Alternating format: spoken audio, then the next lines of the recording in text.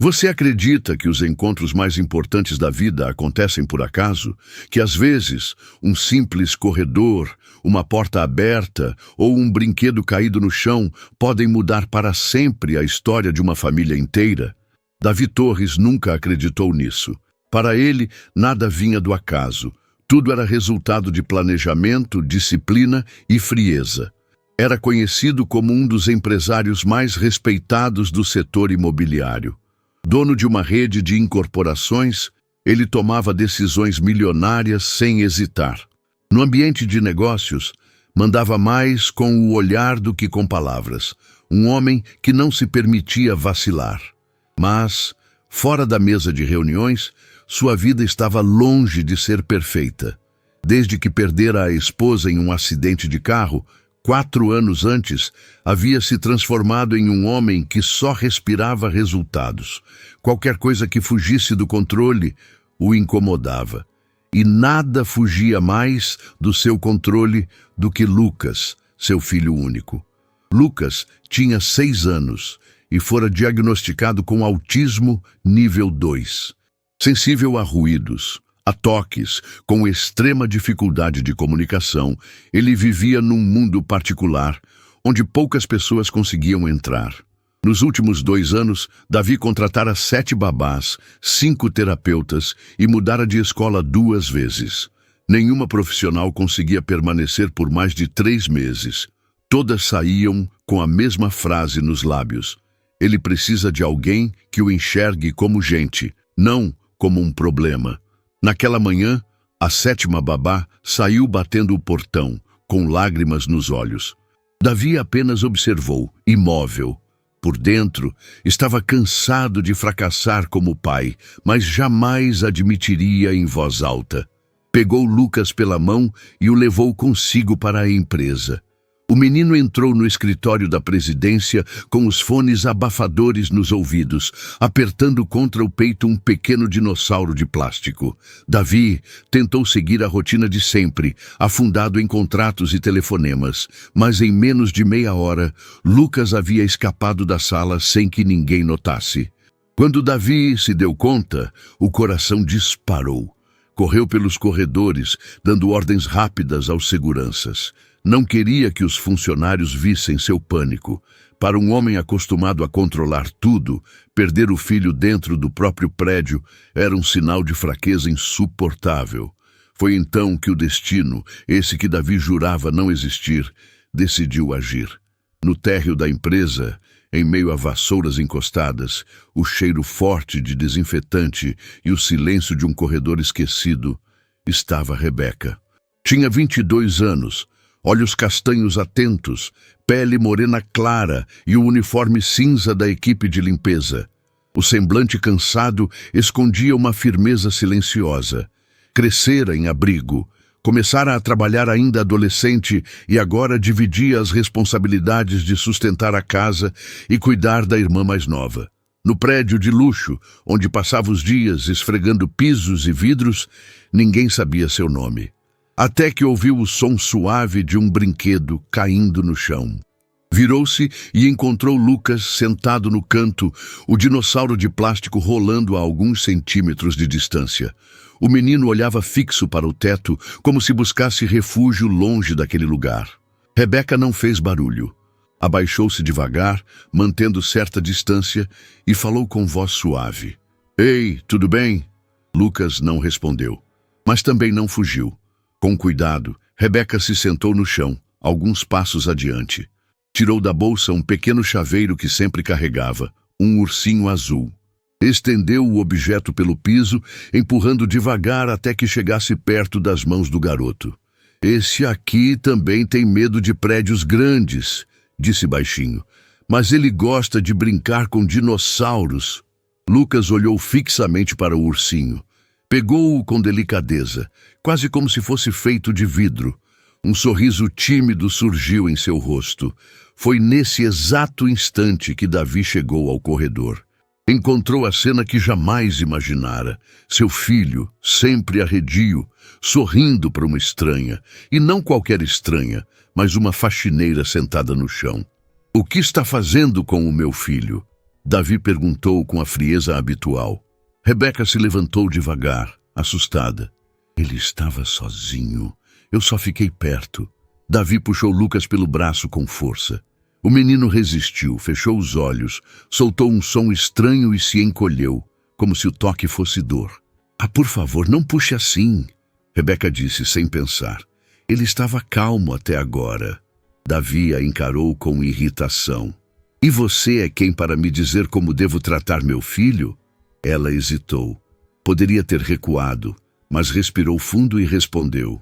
Ninguém. Mas talvez seja isso que ele precisa. Alguém que seja ninguém, mas que mesmo assim olhe para ele. O silêncio do corredor ficou pesado. Lucas apertava o chaveiro azul contra o peito, como se suplicasse para não perder aquele novo vínculo. Davi não era um homem de pedir desculpas, muito menos de admitir quando algo o afetava. Mas naquela tarde, depois de arrastar o filho de volta para sua sala, algo dentro dele não se aquietou. Lucas passou o resto do dia agitado, balançando o corpo, mordendo a manga da blusa, evitando olhar para o pai. Não sabia expressar em palavras, mas deixava claro o que sentia. Queria voltar. Quando o expediente terminou, Davi guardou a mochila do menino no carro. Ao abri-la, encontrou dentro o chaveiro azul. O mesmo ursinho que a faxineira havia lhe dado. Pensou em jogar fora, encerrar ali aquela aproximação perigosa. Mas não conseguiu. Apenas guardou o objeto no porta-luvas em silêncio. E foi assim que o empresário frio começou a perceber que talvez alguns encontros realmente fossem obra do destino. E você acredita que certas pessoas entram em nossa vida por acaso, mas mudam tudo para sempre? Comente sua opinião e se inscreva agora, porque o que vai acontecer no próximo corredor vai transformar não só esse pai, mas também o coração de todos nós. Na manhã seguinte, Rebeca acreditou que o encontro no corredor seria apenas uma lembrança passageira. Talvez até uma encrenca. Afinal, sabia bem que, naquele prédio, ninguém enxergava os funcionários da limpeza. Eram invisíveis, como parte do mobiliário. Mas quando chegou para bater o ponto, recebeu um aviso incomum. O Sr. Torres pediu para você subir ao 199º andar, disse o supervisor, franzindo a testa. E manter discrição total com qualquer criança que encontrar por lá. Rebeca não entendeu. Nunca tinha sido chamada para limpar os andares mais altos, ainda mais o da presidência. Mas, obediente, subiu. Quando a porta do elevador se abriu, encontrou Lucas sentado no chão, encostado à parede, os fones abafadores nos ouvidos e o inseparável dinossauro nas mãos. Ao vê-la, o menino abriu um sorrisinho tímido. Ela parou, surpresa. "Isso é uma armadilha ou um presente?" murmurou baixinho. Lucas não respondeu, mas estendeu o dinossauro em sua direção, repetindo o gesto do dia anterior. Rebeca se ajoelhou, aceitou o brinquedo e devolveu com cuidado. Era uma comunicação simples, mas clara. Ele confiava nela. Na sala ao lado, Davi assistia tudo por uma câmera de segurança. Não porque desconfiasse da faxineira, mas porque não sabia como se aproximar do próprio filho. Observava em silêncio o menino sorrir com uma estranha e se perguntava por que, com todo o dinheiro do mundo, ele nunca conseguira provocar aquele mesmo olhar. Nos dias seguintes, a cena se repetiu. Rebeca chegava cedo, varria discretamente o corredor e, aos poucos, Lucas se aproximava dela. Criaram uma linguagem própria. Ela desenhava figuras simples em um pedaço de papel. Uma casa, um sol, um pássaro. Lucas respondia com rabiscos de dinossauros, rabiscos tortos, mas carregados de sentido. Às vezes, ela inventava pequenas canções com palavras soltas, repetitivas. Lucas a acompanhava batendo o dinossauro no chão, marcando o ritmo. Não falava, mas ria. Um riso curto, delicado, que fazia Rebeca esquecer por alguns instantes o peso de sua própria vida. Certo dia, Davi cruzou com ela no elevador. A cena era improvável. O empresário impecável de terno alinhado e a jovem com uniforme de faxina, balde e vassoura. O silêncio pesava até que ele perguntou, sem olhar diretamente para ela: "Você é algum tipo de especialista?" Rebeca ergueu os olhos. "Não, só aprendi a escutar o que não é dito." Ele não respondeu. Ficou parado, imóvel, mas a frase ecoou dentro dele como um soco, porque era verdade. Em todos esses anos, ele jamais havia escutado o filho de fato. Na sexta-feira, ao final do expediente, Rebeca guardava os materiais de limpeza quando ouviu uma voz atrás de si. "Obrigado." Ela se virou surpresa. Era Davi, parado na porta, mãos nos bolsos, olhar baixo. Antes que ela respondesse, Lucas correu pelo corredor e a abraçou. Foi a primeira vez que Davi viu o filho tocar alguém de forma espontânea. Sentiu o coração se apertar, como se uma muralha interna começasse a ruir. Na semana seguinte, a aproximação se intensificou. Rebeca passou a ser chamada informalmente para acompanhar Lucas todos os dias. Não era babá nem terapeuta, mas o menino a aceitava com naturalidade. Davi, embora relutante, não se opôs. Pelo contrário, começou a ajustar a rotina de trabalho para que o filho tivesse mais tempo com ela. E os resultados eram visíveis. Lucas passou a comer melhor. Aceitava pequenas mudanças na alimentação, algo impensável semanas antes. Dormia com menos crises noturnas. Às vezes, até pegava no sono segurando o ursinho azul do chaveiro, como se fosse um amuleto. O maior avanço, no entanto, veio nos gestos. Em uma tarde de chuva, Rebeca chegou molhada, sem guarda-chuva. Lucas, ao vê-la encharcada, correu até o armário e pegou seu moletom preferido. Entregou a ela em silêncio, com as mãos pequenas estendidas. Davi, que observava da porta, ficou atônito. "Ele nunca fez isso com ninguém", murmurou quase para si mesmo. Rebeca sorriu, enxugando o rosto com a manga da blusa. Talvez ele esteja aprendendo que pode confiar de novo. O empresário a encarou por alguns segundos, como se quisesse dizer algo mais, mas não encontrou palavras. Naqueles dias, a presença dela parecia trazer luz para dentro do escritório. Lucas, antes fechado em seu mundo particular, começava a se abrir em pequenos gestos.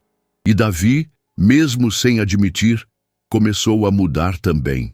Não por causa de teorias ou relatórios médicos, mas por causa de uma jovem que não tinha títulos, mas tinha humanidade.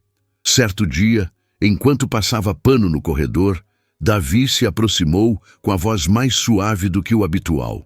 "Você tem filhos?" Rebeca abaixou o olhar. "Não, mas cuidei da minha irmã desde pequena. Ela também era diferente. E ninguém nunca teve paciência para entender." O silêncio entre os dois foi carregado de significado. Davi queria perguntar mais, queria entender aquele passado que a fazia falar com tanta verdade, mas não teve coragem. Apenas assentiu e voltou para a sala, guardando para si a estranha sensação de que estava diante de alguém que conhecia dores parecidas com as dele. Alguns dias depois, ele chegou mais cedo e encontrou uma cena que jamais esqueceria. Lucas e Rebeca estavam deitados em um tapete no chão, ela cantando baixinho uma canção improvisada, e ele moldando dinossauros de massinha colorida. Os dois riam juntos, completamente alheios ao mundo ao redor. Davi não entrou, apenas se sentou discretamente no sofá e observou. Pela primeira vez em 3 anos, riu. Não um riso ensaiado para reuniões, não uma cortesia social. Um riso real, surpreso, humano. Naquele mesmo dia, reuniu coragem para convidar Rebeca para jantar. Não como patrão, mas como homem que, depois de muito tempo, queria conhecer alguém além dos contratos e relatórios. "Aceita jantar comigo?" perguntou, quase constrangido. Rebeca hesitou, olhando para Lucas. "Não sei se isso é certo." "Talvez não", ele respondeu. "Mas eu já perdi coisas demais por não tentar." E foi assim que, sem perceber, a vida de todos eles começou a se entrelaçar de uma forma que ninguém esperava. Naquele período, o vínculo entre Lucas e Rebeca se tornara cada vez mais visível. O menino, que antes mal aceitava contato físico, agora buscava a presença dela todos os dias. Se estava agitado, bastava vê-la para se acalmar. Se queria brincar, dividia os dinossauros com ela, como se aquele simples gesto fosse uma ponte entre mundos. Davi, acostumado à solidão fria dos números, encontrava-se cada vez mais preso a uma cena que não sabia explicar. Seu filho sorrindo, interagindo, até mesmo arriscando pequenos sons e palavras enquanto estava com a jovem faxineira. Ele observava tudo em silêncio, muitas vezes da porta ou das câmeras, incapaz de interferir, mas tocado de uma forma que há muito não sentia. Certa tarde chuvosa, Rebeca chegou molhada, com os cabelos grudados no rosto. Lucas correu até ela, abriu o armário e pegou o moletom que mais amava, aquele que nunca emprestava a ninguém. Estendeu-o em silêncio, como quem oferecia um tesouro. Ele nunca fez isso com ninguém, murmurou Davi surpreso, parado no corredor. Rebeca sorriu, ajeitando o tecido nos ombros. Talvez ele esteja aprendendo que pode confiar de novo. Houve um silêncio breve, pesado de significados. Davi quis perguntar mais, mas apenas assentiu. Dentro dele, uma verdade incômoda se formava. Ela havia alcançado o que ele, em anos, nunca conseguiu. Dias depois, chegaram os primeiros sinais de que algo mais estava nascendo. Davi a observava de longe e se pegava pensando na história dela. Quem era, além da jovem de uniforme cinza? Que cicatrizes carregava? Certa noite reuniu coragem e a convidou para jantar. Não como patrão, mas como homem. «Aceita jantar comigo?» perguntou quase em tom baixo. Rebeca hesitou, olhando para Lucas. «Não sei se isso é certo.» «Talvez não», respondeu Davi. «Mas eu já perdi coisas demais por não tentar.» Ela não deu resposta imediata. Apenas baixou os olhos, sem recusar nem aceitar. No dia seguinte, uma presença inesperada mexeu com tudo. Lorena, sogra de Davi e avó de Lucas, apareceu sem avisar. Rica, elegante, sempre impecável, era conhecida por seu jeito duro, quase cruel. Ao chegar, encontrou Lucas na recepção, rindo com Rebeca enquanto desenhavam em um pedaço de papel. A cena a deixou gelada. «A empresa está virando um circo», disparou em tom cortante. «Seu filho com uma faxineira no chão. É isso que você chama de progresso?» Davi respirou fundo, tentando se controlar. «Ele está melhorando, mãe. Pela primeira vez em anos, ele está melhorando.» Lorena estreitou os olhos. «Melhorando? Com essa companhia? Você sabe o que a imprensa faria se descobrisse que o herdeiro dos Torres se apega a uma empregadinha qualquer?» As palavras ecoaram como veneno. Mas o golpe mais duro ainda estava por vir. «Já mandei investigar o passado dela. Você sabia que tem passagem na vara da juventude?» disse Lorena, fria. «Do que você está falando?» Davi arregalou os olhos. Quando tinha 15 anos, foi detida por furto. Abandonou os estudos. É esse o exemplo que você quer para o seu filho? Rebeca, que passava pelo corredor, escutou parte da conversa. Parou de repente, o coração disparado. As palavras de Lorena cortavam como facas. Sentiu o chão sumir. Tentou respirar fundo, mas não conseguiu. A vergonha que passara a vida escondendo voltava como um fantasma. Naquela noite, não conseguiu dormir. Em sua mente, só ecoava a frase da avó de Lucas. «Você acha que eles vão aceitar você ao lado dele? Você é apenas a faxineira, uma mancha do passado.» De manhã, tomou uma decisão. Dobrou o uniforme com cuidado, deixou o crachá em cima da mesa do supervisor e escreveu um bilhete. «Obrigada pela confiança, mas o melhor para vocês não sou eu.» Saiu em silêncio. Quando Davi chegou, tarde naquela noite, encontrou o filho ansioso, olhando para a porta, esperando Rebeca. Ao perceber que ela não viria, Lucas começou a chorar. Gritou, jogou o dinossauro no chão, mordeu a manga da camisa, voltou a se encolher no canto. Os progressos de semanas se desfizeram diante dos olhos de Davi em questão de minutos. Ele tentou abraçá-lo, mas o menino se debatia, perdido em seu próprio mundo. O coração de Davi se quebrou. Sentiu-se impotente como nunca antes. No dia seguinte, saiu em busca de Rebeca. Usou o endereço de emergência do cadastro da empresa e foi até um bairro simples. Encontrou a irmã mais nova dela, uma menina de 14 anos, sentada na calçada. Ela não quer ver ninguém, disse a garota. Disse que destruiu tudo de novo. Davi, com os olhos marejados, respondeu: ela não destruiu nada. Ela salvou o meu filho e talvez também tenha me salvado. A menina o olhou surpresa. Ninguém nunca falou dela assim. Ele suspirou, sentindo o peso da verdade. Então, chegou a hora de alguém falar. 2 dias depois, foi até o prédio onde Rebeca morava. Ela abriu a porta com os olhos inchados, os cabelos soltos e a voz trêmula. Por favor, não complique mais as coisas, disse antes que ele falasse. Davi deu um passo à frente. Você não complicou nada. Você trouxe tudo que estava fora do lugar de volta para o eixo. Ela tentou desviar o olhar. O que aconteceu comigo no passado não tem conserto. O passado não define quem você é. Davi falou firme. Sabe o que me define? Eu ser um pai que viu o filho regredir, porque a única pessoa que o fazia sorrir decidiu ir embora. As lágrimas de Rebeca caíram silenciosas. Eu só queria proteger vocês. Ele se aproximou, pegou suas mãos pela primeira vez e disse: agora é a minha vez de proteger você. Naquele instante, o empresário frio começava a ceder. A muralha construída ao longo dos anos finalmente começava a ruir. O retorno de Rebeca ao prédio não passou despercebido. Mas naquela manhã, não havia uniforme cinza, luvas de borracha nem balde de limpeza. Ela vestia um vestido simples, azul claro, os cabelos soltos que caíam em ondas discretas sobre os ombros e um sorriso tímido que tentava disfarçar o nervosismo de voltar a um lugar onde tinha deixado tanto medo e, ao mesmo tempo, tanta esperança.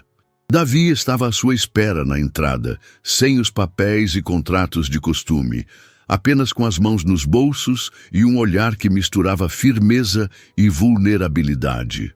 Bem-vinda de volta, Rebeca, disse com a voz baixa, mas firme. Ela não respondeu de imediato, apenas assentiu, respirou fundo e caminhou ao lado dele até o auditório da empresa, onde aconteceria o evento anual de confraternização com todos os funcionários e suas famílias. Era um salão enorme, decorado com arranjos simples, luzes quentes e uma mesa repleta de pratos que exalavam o cheiro acolhedor de comida caseira. Lucas estava lá, inquieto, sentado na primeira fila, o dinossauro apertado numa mão e o chaveiro azul na outra. Os fones abafadores descansavam no pescoço. Quando avistou Rebeca entrando pela porta, seu rosto iluminou-se de imediato. Sem esperar por ninguém, levantou-se e correu em direção a ela. Rebeca se ajoelhou abrindo os braços. Lucas se lançou num abraço apertado, tão espontâneo e cheio de verdade, que arrancou lágrimas dos olhos de quem estava mais próximo. Davi, parado a alguns passos de distância, sentiu o coração bater mais forte. Aquele simples gesto do filho valia mais do que todos os contratos milionários que havia assinado na vida.